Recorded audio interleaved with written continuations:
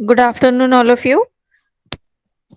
Today Good we'll start. afternoon. Today we will start with our second unit of our software engineering, which is software requirement engineering. So, in our today's lecture, we will cover the points like what are the software engineering practices, what is its important, what are the core principles which are applied in the software engineering practices, and the types of principles. So these are the points to be covered. Software engineering, what are the software engineering practices, core principles of the software engineering, and the types of practices which are basically used in this requirement engineering. So all of us know that what is the software engineering. In our first unit, we learned what is software engineering and how exactly the models are used or models are chosen depending on the software engineering. Okay, it is basically concerned with the developing and maintaining the software system that behave reliably and efficiently. Okay, so software engineering in basic काय झालं आपण first युनिटमध्ये software engineering हे शिकलो त्याच्यामध्ये काय शिकलो की एक्झॅक्टली आपण डेव्हलप कसं करतो आहे सॉफ्टवेअर आपण मेंटेन कसं करतो आहे जी काही कस्टमर सोबत रिक्वायरमेंट गॅदर करण्यापासून तर डिप्लॉयमेंट पर्यंत प्रत्येक मॉडेलमध्ये थोडा थोडा डिफरन्स आहे काहींमध्ये कस्टमर इन्व्हॉल्व आहे काहींमध्ये कस्टमर इन्व्हॉल्व नाहीये काहींमध्ये डायरेक्टली फायनल प्रोडक्ट आपण डिप्लॉय करतो आहे but in some cases we deploy in the iteration manner in the core product then advance then and likewise in the iterations we are delivering the product to the customer. Okay, so it is nothing but it is concerned with the developing and maintaining the software system, and the major requirement in the software engineering is to satisfy the customer's requirement. Okay, so what is basically the software engineering practice? Your software engineering practice, it includes the collection of concept, the principles, different methods and tools that a software engineer calls upon on a daily basis.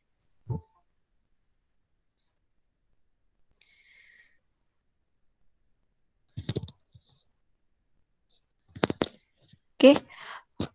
Basically तुमचं software engineering practice म्हणजे काय जे आपण definition मध्ये म्हणतोय collection of concept बरोबर कारण various concept आपण अप्लाय करतोय एकच कन्सेप्ट अप्लाय करून आपण प्रोडक्ट डेव्हलप करतो असं नाही होत okay so that is the collection of concept त्या कन्सेप्टवर किंवा त्या सॉफ्टवेअर प्रोडक्टवर बेस्ड आपण व्हेरियस प्रिन्सिपल्स अप्लाय करतो राईट बिकॉज एक फॉर्मल वे मध्ये आपल्याला प्रोडक्ट डेव्हलप करायचा आहे सो त्याला काहीतरी प्रिन्सिपल्स आपण अप्लाय करतो so we are applying some principles मग डिफरंट मेथड्स असेल जसं डेव्हलपमेंट मध्ये आपण लास्ट युनिट मध्ये शिकलो की मेथड्स आयदर असं होतं की तुम्ही ऑलरेडी डेव्हलप्ड फ्रेमवर्क मधलं किंवा ऑलरेडी डेव्हलप सॉफ्टवेअर मधला थोडासा पार्ट घेतात मग तुम्ही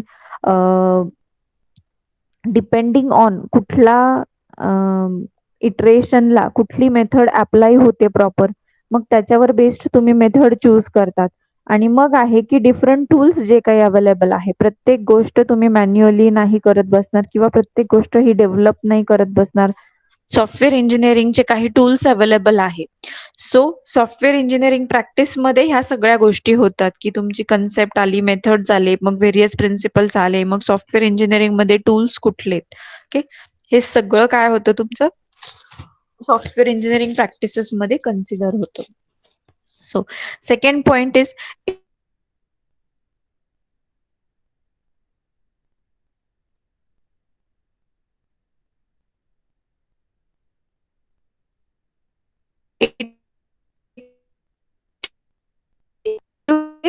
so it equips the managers बरोबर whenever in the practice it is the duty of your manager to manage the software product projects and the software engineers okay जो काही manager असेल जो काही टीम लीडर असेल त्याच्यात ती त्याची रिस्पॉन्सिबिलिटी आहे की तो सॉफ्टवेअर प्रोजेक्ट मॅनेज कसा करतो आहे आणि सॉफ्टवेअर इंजिनियर्स जे आहे तो ते यूज कसे करतो आहे तुमचे मेन प्रोग्राम बिल्टअप करण्यासाठी.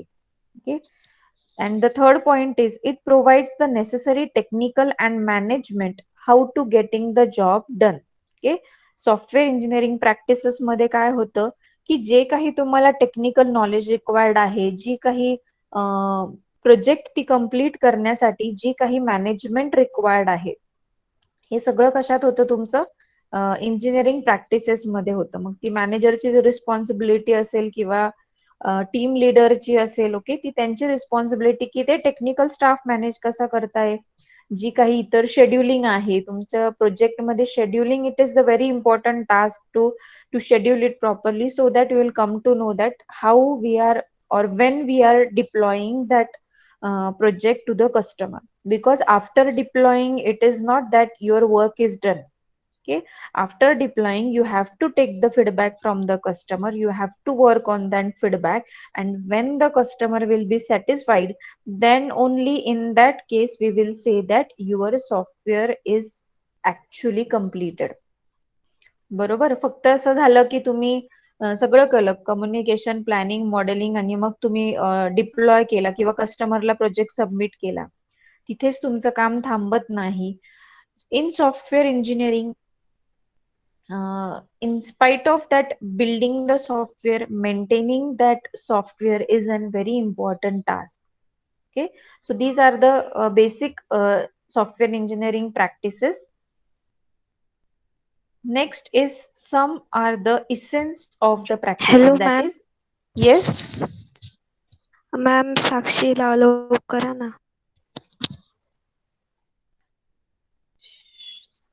तिची रिक्वेस्ट नाही आलेली मला. तिची रिक्वेस्ट नाही आलेली मला.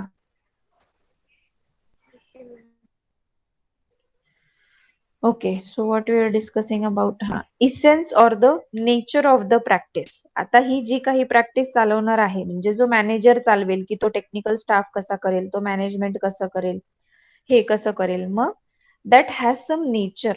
Okay, so we will discuss some points on this essence of the practice. In that, first one is the understand the problem. Okay, means before going to the solution, the very first thing is you need to understand the problem very well. Technically झालं, non technically झालं, त्या प्रॉब्लेमला तुम्हाला पूर्णपणे समजून घ्यायचं आहे की, कारण सोल्युशन प्रोव्हाइड करताना, whenever you will provide the solution, at that time you have to think from all the sides, technically, non technically, it's portability, हे सगळे पॉइंट्स डोक्यात ठेवून you have to understand that problem very well.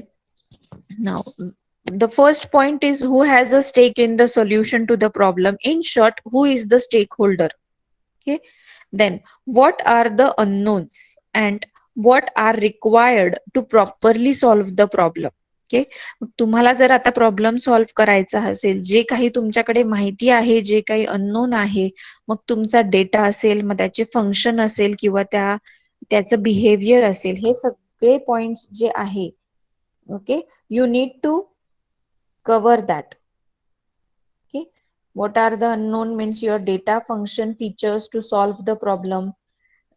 Then next comes the, can the problem be compartmentalized? In short, काय, जेव्हा तुम्ही एखादा मोठा problem आहे, what you do, you need to solve that problem into smaller parts. Okay, so that your problems will be solved much better. Okay, तुमचा problem जो आहे तो बेटर वेने तर सॉल्व्ह होईलच, पण खूप कमी वेळात होईल. So the very first thing is की जेव्हा एखादा प्रॉब्लेम आहे तर तुम्हाला त्याचा विचार करायचा आहे की वेदर तुम्ही ते पार्ट्स मध्ये डिवाइड करू शकता का. जसं सॉफ्टवेअर इंजिनिअरिंग मध्ये आहे की आपण रिक्वायरमेंट डिवाइड केली, ती एका टीमकडे दिली, मग आपण प्लॅनिंग एका टीमकडे दिली, मग टेक्निकल टीमकडे आपण डेव्हलपमेंट दिलं, मग टेस्टिंग टीमकडे. असंच तुम्हाला whenever the problem comes to you, you need to think of this also, that whether that it can be break into the small problem, and solving that problems झाल्यानंतर पण तुम्हाला तो इंटिग्रेट करायचा आहे, so whether that problem will be solved or Not. This is the third point. So is it possible to represent the smaller problems that may be easier to understand? Next comes the, can the problem be represented graphically? Okay, and can analysis model be created? Graphically, whenever you are designing any project graphically, you understand much better instead of reading that theory. Okay, graphically, many people come to know much earlier than as compared to the theoretical knowledge. So here you have to think about this graphical representation, but in your graphical representation it should be a detailed representation. तुमचं जे काही graphical representation आहे, आपण जर compare केलं theory आणि graphical, किंवा तुम्ही आता कुठल्याही सब्जेक्ट मध्ये डायग्राम घ्या, डायग्राम वरनं तुम्हाला थिअरी ही लिहिता येते. सो काय होतं, इथे ग्राफिकली जे आहे, ग्राफिकली समजण्यात पटकन समजतं. Okay, so you have to think on that solution also. जे तुम्हाला अनालिसिस मॉडेल क्रिएट करून मग तुम्हाला कन्स्ट्रक्शन कडे जायचंय. Okay, so these are some basic points which we need to understand the problem first. Next is, after understanding this problem, आता तुम्ही problem वर पूर्ण विचार केलाय की तुमचा स्टेक होल्डर कोण असणार आहे, किंवा डेटा फंक्शन, मग तो जर ब्रेक करता आला तर मग graphically represent, right. Now next step is to plan a solution.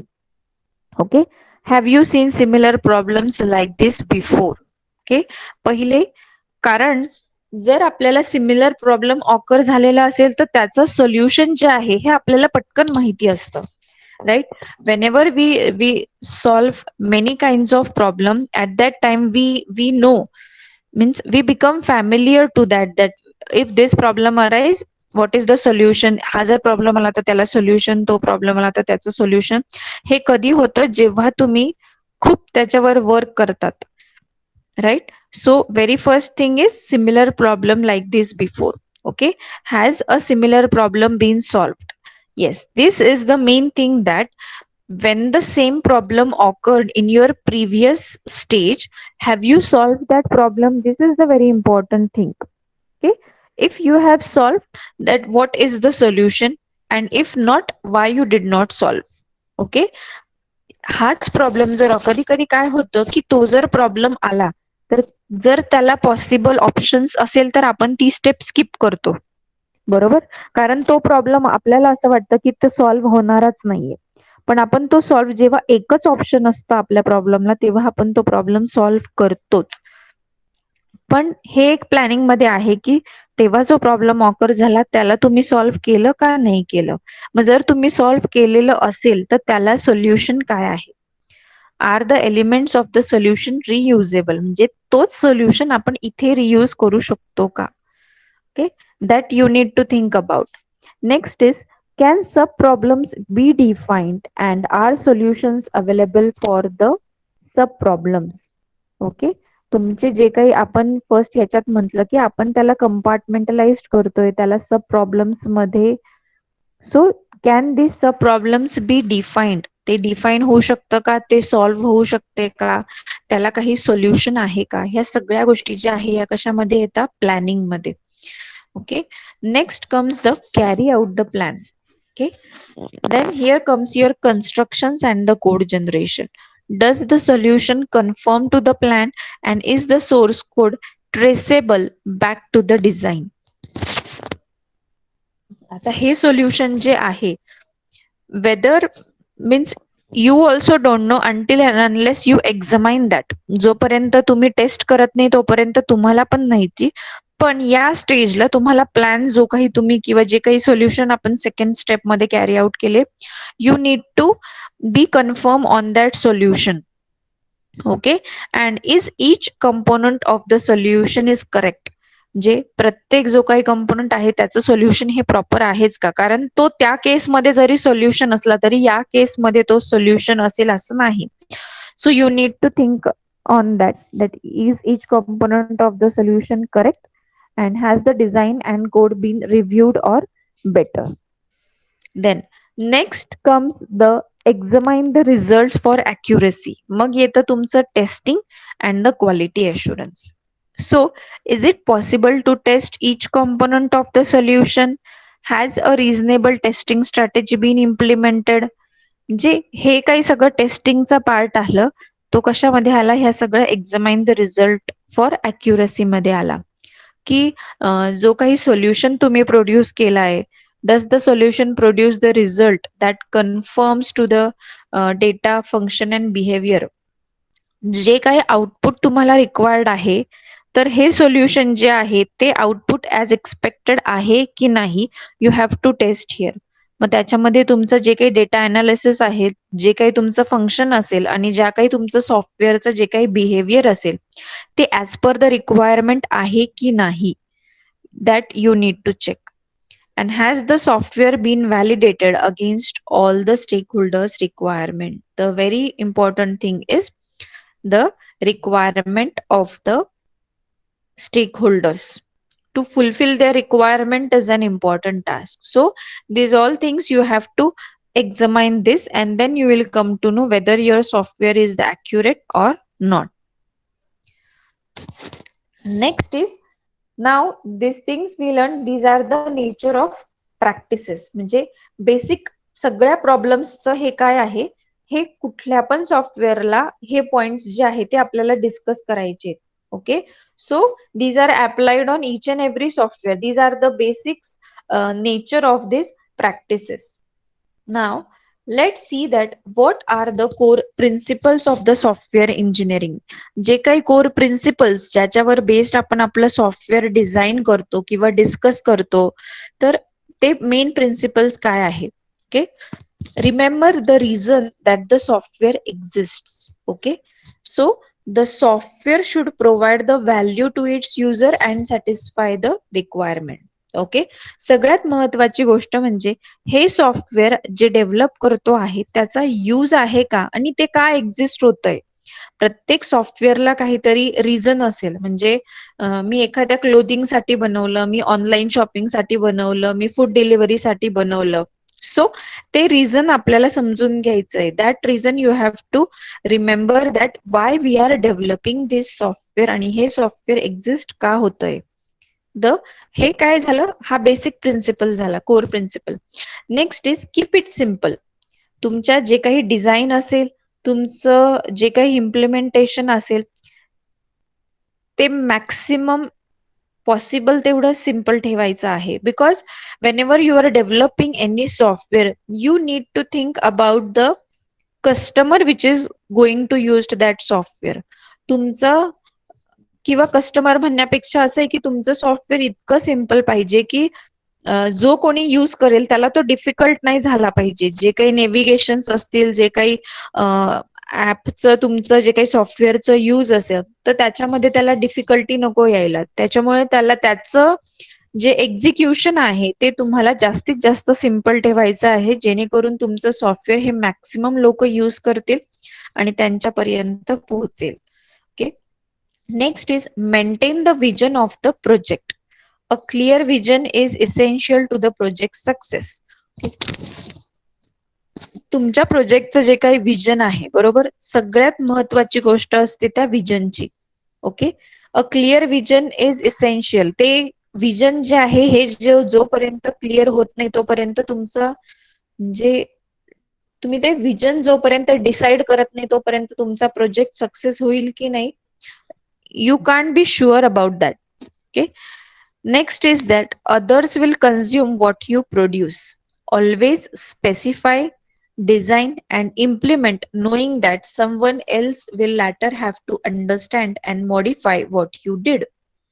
Okay, suppose जर आपण म्हटलं की एक्झिस्टिंग सॉफ्टवेअर मधला पार्ट आपण रियूज करतो, तुमचं सॉफ्टवेअर हे रियुजेबल पाहिजे. सो त्याचं मिनिंग काय आहे की अदर पीपल्स जे आहे, दुसरे जे आहे ते तुमचं सॉफ्टवेअर जे आहे हे कन्झ्युम करताय. सो मॅक्सिमम तुमची डिझाईन असेल, तुमचं इम्प्लिमेंटेशन असेल, हे तुम्हाला त्याचं डॉक्युमेंटेशन असेल, you have to maintain it properly so that others can also understand in and if required they can also modify that. So these are the core principles that whenever developing any software You have to keep in mind these points. Next is be open to the future. Never design yourself into a corner. Build a software that can be easily changed and adapted. Easily मी जर म्हटली की मला आता या platform वरती run करायचंय किंवा मला त्या प्लॅटफॉर्म वरती रन करायचं, तुमचं सॉफ्टवेअर जे आहे ते इझिली अडॅप्टेबल पाहिजे. Then only we will say that your software is a good product. Because until and unless you it is not portable or it is not adaptable, म्हणजे तुम्ही restrict होऊन जातात. मग तुमचं सॉफ्टवेअर जे आहे हे रिस्ट्रिक्ट होऊन जातं की नाही ते इथेच हाच प्लॅटफॉर्म त्याला रिक्वायर्ड आहे किंवा हेच रिसोर्सेस त्याला रिक्वायर्ड आहे आणि मगच तुमचं सॉफ्टवेअर रन होईल. So this should not happen. We should be open. Next is plan ahead for software reuse. Reuse of the software reduces the long-term cost and increases the value of the program and the reusable components. Okay. सगळ्यात अजून एक महत्वाची गोष्ट ती कस्टमर्सच्या साइडने ती म्हणजे financial cost. मग financial cost जे आहे की म्हणजे जसं तुम्ही बिलिंगचं जर एक्झाम्पल घेतलं, मग तुम्ही कुठल्या पण स्टोअर मध्ये जा, billing is the important one. Okay. Even though their items changes but बिलिंगचा जो पार्ट आहे तो सेम असेल. मग आपल्याला काय करायचंय, तो सॉफ्टवेअर किंवा तो पार्ट असा डिझाईन करायचा आहे की तो तुम्हाला रियूज करता येईल. Okay. So that we will increase the value of that program and that reusable component. You just have to put that pick that code and put into the other one. Okay, so software reuse is an important task. And the last one is the think then act. That means placing the clear complete thought before the action will almost always produce better result. जर आपण software develop करतोय तेव्हा ह्या step सगळ्या येतातच आहे की आपण कम्प्लीट पूर्ण प्लॅनिंग करतो आहे, मगच आपण ऍक्शन घेतो आहे किंवा मगच आपण तो प्रोडक्ट डेव्हलप करतो आहे. त्याच्यामुळे this is just an indication that you have to think and then you have to take the actions on whatever you are doing the task. So this is your core principles म्हणजे काय की एक वे आहे की तुम्ही कोणतं पण software घ्या, त्या सॉफ्टवेअरला सिम्पल ठेवणं इज इम्पॉर्टंट. मग त्या सॉफ्टवेअरचं काहीतरी व्हिजन पाहिजे, त्या सॉफ्टवेअर मधले काही पार्ट्स जे आहे हे आपल्याला कसे रियूज करता येईल किंवा ते सॉफ्टवेअर नक्की एक्झिस्ट का होतं आहे, ते कुठल्या पण प्लॅटफॉर्म वरती चालेल का, हे काय झाले, हे तुमचे बेसिक प्रिन्सिपल्स झाले. Okay. So you have to keep these basic principles in your mind. Now, next comes the types of the practices. Now, if you see the basic flow of your software engineering, depending on this flow we are having the types of practices. Okay. जसं तुमचं communication होतं, मग तुमचं planning होतं, मग modelling, construction, testing आणि मग येतं तुमचं डिप्लॉयमेंट. ओके. सो त्याच्या पण काही प्रॅक्टिसेस आहे. Then these are the types of practices in which communication मध्ये काय असतं, मग तुमचं प्रोजेक्टचं इनिशिएशन असेल, मग एक्झॅक्ट रिक्वायरमेंट गॅदरिंग असेल, मग प्लॅनिंग मध्ये काय असेल, प्लॅनिंग मध्ये तुमचं सगळं एस्टिमेशन असतं कॉस्टचं, मग शेड्युलिंग असतं, मग तुमचा तो प्रोजेक्ट तुम्ही ट्रॅक कसा करायचा ह्याचं सगळं डिटेल शेड्युलिंग असतं. मग मॉडेलिंग मध्ये येतं तुमचं ऍक्च्युअल जी डिझाईनची अनालिसिस आहे ती येते. मग कन्स्ट्रक्शन मध्ये तुमचं कोडिंग आणि टेस्टिंग येतं आणि डिप्लॉयमेंट मध्ये येतं तुमचं डिलिव्हरी, सपोर्ट आणि feedback. Okay, these are the types of practices and we will see each and every practice in detail. Now these are the communication principles.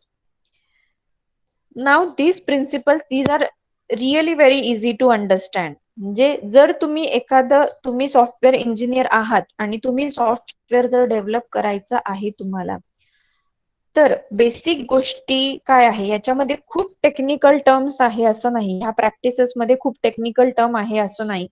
फक्त एवढंच आहे की आपण डेव्हलपर आहोत आणि डेव्हलपरच्या पॉइंट ऑफ व्ह्यूने काय काय पॉइंट्स रिक्वायर्ड आहे, फक्त ते जर डोक्यात ठेवले तरी तुम्हाला हे प्रिन्सिपल्स जे आहे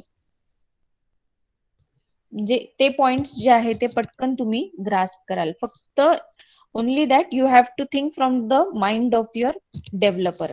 मग ह्या छोट्या छोट्या गोष्टी आहे, जर तुम्ही ह्या पॉइंट्स मध्ये बघितलंय, if you see that you need to carefully listen to the speaker, you need to concentrate on what is being said. म्हणजे काय की त्याच्या, because you have to note that each and every requirement you have to develop that, or you need to understand their requirement. That's why you have to listen to the speaker and you have to concentrate on it. Then prepare before you meet by researching and understanding the problem. Directly, whenever we are going to the customer, we are not directly going to the customer. In short, we are having discussion between the developer and the customer that what will be the project about. So before going to the meet, we can do research on that and we can understand the problem, and when we then we can go for the communication or for the requirement gathering. जेव्हा पण तुमच्याकडे एखादा product डेव्हलपला येतो, directly तुम्हाला customer सोबत meeting असते का? नाही.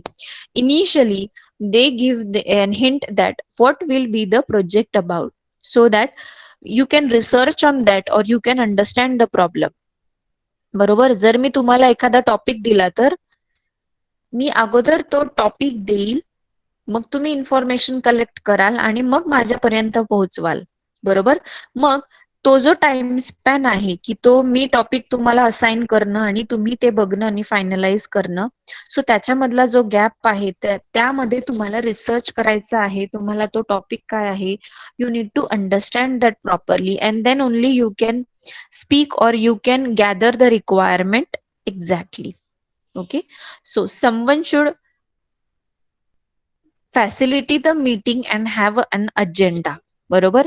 म्हणजे त्या मीटिंगचा काहीतरी अजेंडा पाहिजे की तुम्हाला ह्या मीटिंग मधनं कस्टमर कडनं काय घ्यायचं आहे, कशी रिक्वायरमेंट गॅदरिंग जे आहे, टेक्निकल पॉइंट ऑफ व्ह्यूने, मग financial cost of point of व्ह्यूने काय काय पॉइंट्स जे आहे ते तुम्हाला नोट डाऊन करायचे.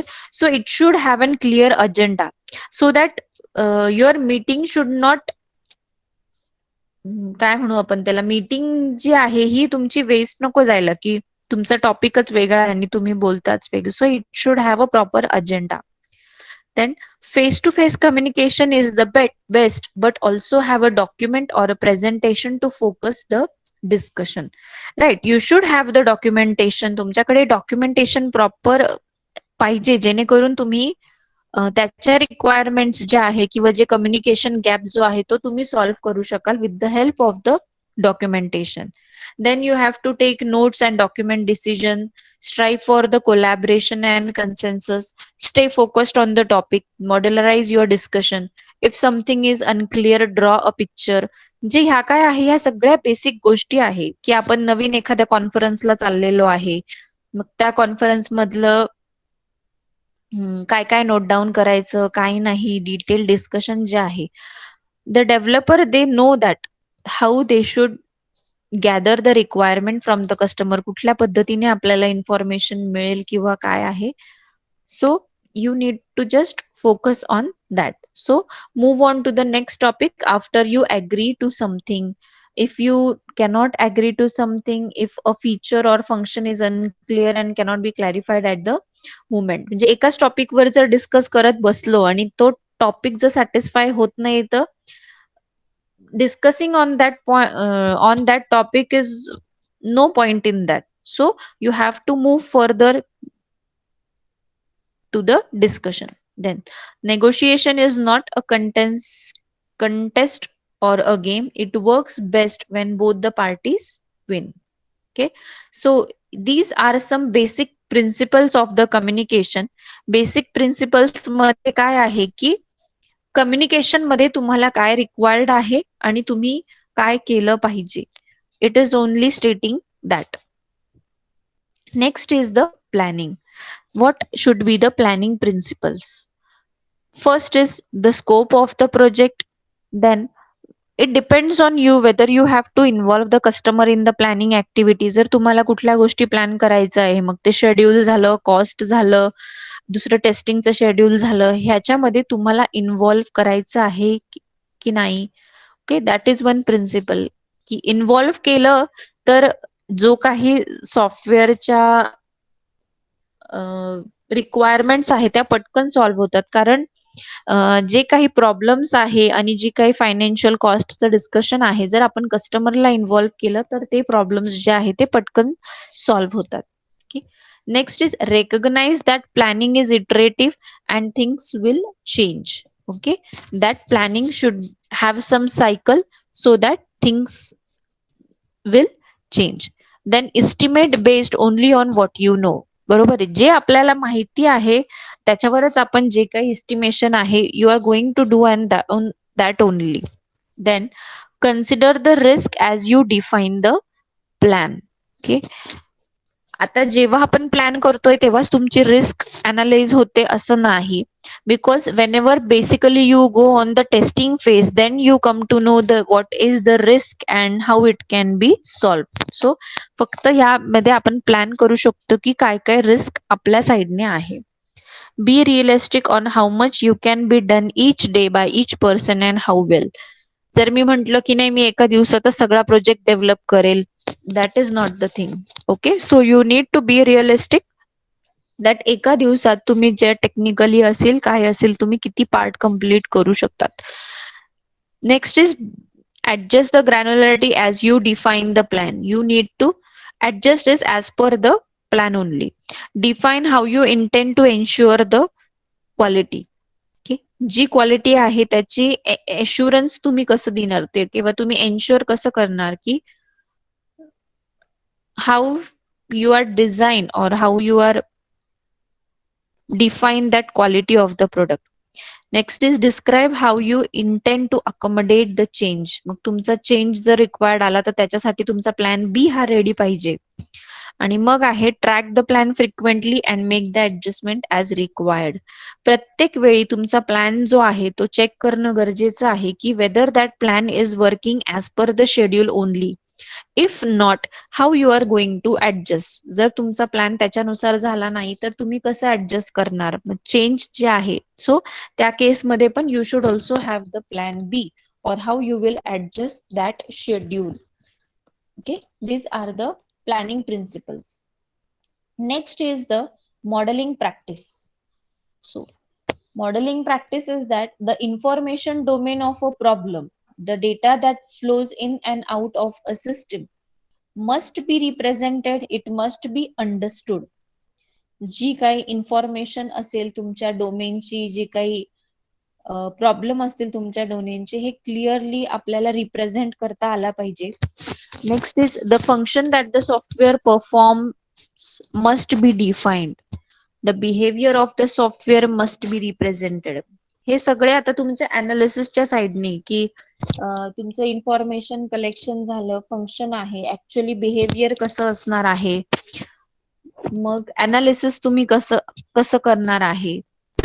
सो हे सगळं काय तुमचे these are the modelling practices. Okay. You only the thing here is you need to represent it properly.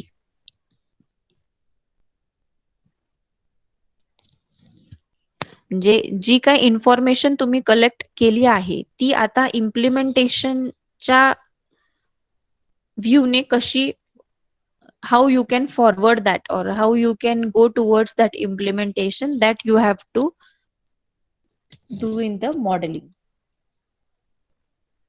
Next is the again the modeling principles. Design should be traceable to the analysis. तुमचं software architecture असेल, तुमची design जे आहे दिस is an important task. कारण डिझाईनचे principles जे आहे हे जर तुम्ही एकदा डिफाईन केले तर ते तुम्हाला इझी जातात. So user interface design should be tune to the needs of the end user and should stress ease of use. म्हणजे जो काही इंटरफेस तुम्ही प्रोव्हाइड करता आहे त्याच्यामधला आणि युजर मधला तो इंटरफेस तुम्ही मेंटेन केला पाहिजे. मग तुमची जी काही फंक्शनल आहे कंपोनंट्स जे आहे हे आता इथे लुजली कपल्ड म्हटले, तुमचे कंपोनंट्स जे आहे हे इझिली मॅनेज झाले पाहिजे. डिझाईन किंवा रिप्रेझेंटेशन जे काही आहे मॉडेल्सचं, जे तुम्ही आता मॉडेल्स क्रिएट करतायत ते प्रॉपरली अंडरस्टँड झाले पाहिजे.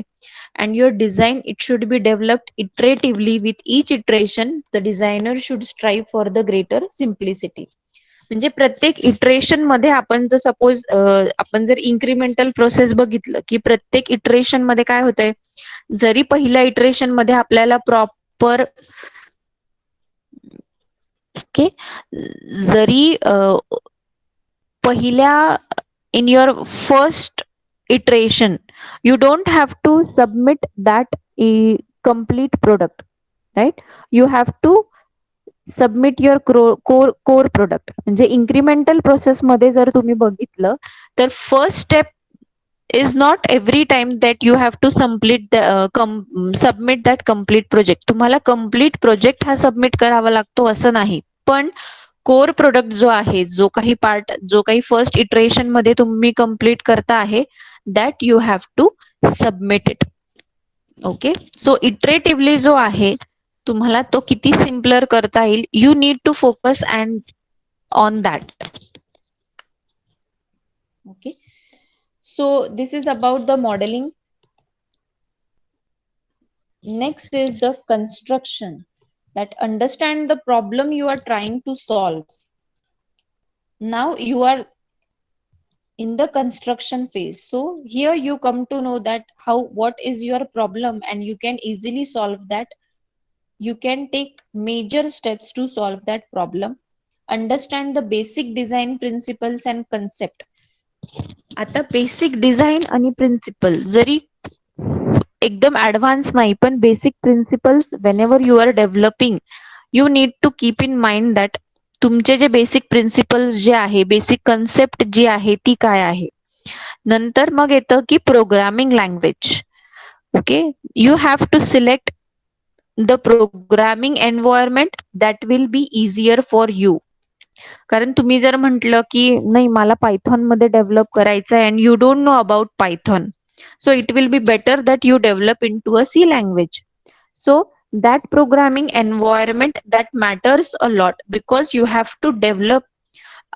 Up till now you have discussed about the modeling construction, म्हणजे जे काही प्रॉब्लेम ऑकर झाले, जे काही झाले ते तुम्हाला माहिती आहे. सो या स्टेप मध्ये तुमचं प्रोग्रामिंग एन्व्हायरमेंट जे आहे ते चूज करणं, this is an important task.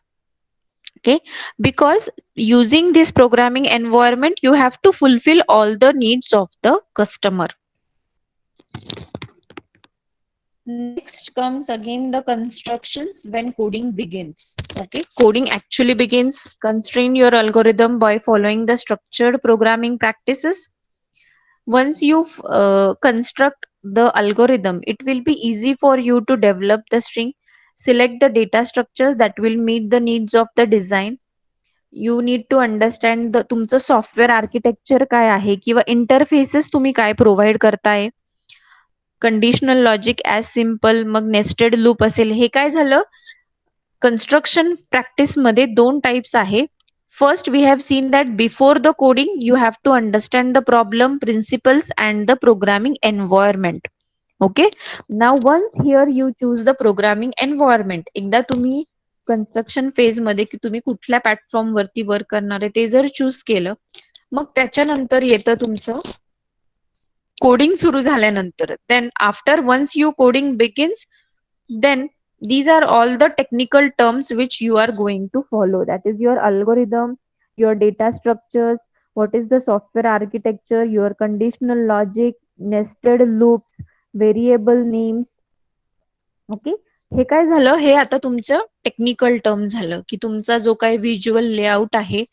मग कन्स्ट्रक्शन फेज मध्ये फक्त दोन फेज आहे, before coding and when actually the coding begins. Okay, then you have to conduct a code walkthrough. मग येतं testing. Testing is also having two parts, which is the black box testing, white box testing, manual testing is there, automation testing is there, which we are going to learn in detail what is the testing. So when the coding end, you need to test that product. Okay, perform the unit test and correct the errors you have uncovered. And next come the testing practice. All tests should be traceable to the software requirement. Test should be plan long before the testing begins. मग ह्या testing मध्ये तुम्हाला exactly कळतं की तुमचं जे काही errors आहे, जे काही फ्लॉज आलेले आहेत, तर ते तुम्ही कसे सॉल्व्ह करणार. मग इथे एक त्यांनी दिलंय की Pareto principle applies to the software testing in which 80% of uncovered errors are in 20% of the code. जे कोडिंग आपण करतो हे बेसिकली काय होणार आहे, एरर्स तर आपल्याला तिथेच येणार आहे आणि नंतर मग चेक करणारे आपण तो जो आहे तो एक्झिक्युशनचा flow. Okay. And next comes the deployment practice, the customer expectation. In short, जर डिप्लॉयमेंट प्रॅक्टिस सांगायचं झालं तर ते म्हणजे तुमच्या कस्टमरचं सॅटिस्फॅक्शन.